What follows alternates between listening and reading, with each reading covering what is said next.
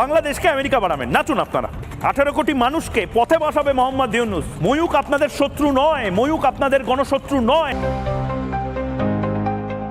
বাংলাদেশে আলু পেঁয়াজ রপ্তানি বন্ধ করে দিয়েছে ভারত, কারণ দেশটির বিভিন্ন রাজ্যের অভ্যন্তরীণ সংকটে পণ্যের দাম বাড়ছে। এই সিদ্ধান্তের পর ভারতীয় কৃষকদের অভিযোগ, তারা উৎপাদিত পেঁয়াজ ও আলুর ন্যায্য দাম পাচ্ছেন না।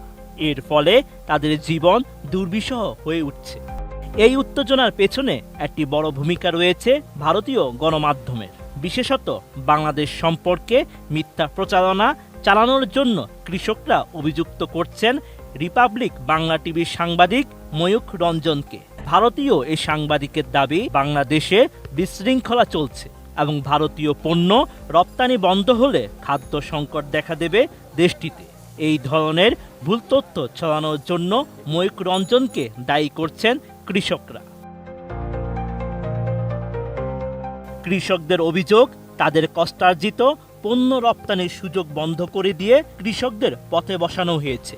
এখন এই পেঁয়াজ ও আলু শুভেন্দু অধিকারী আর রিপাবলিক টেলিভিশনের ময়ূখ রঞ্জনকেই কিনতে হবে। অবস্থা বেগতিক দেখে কৃষকরা ময়ূখ রঞ্জনের বাড়ি ঘেরাও করেন।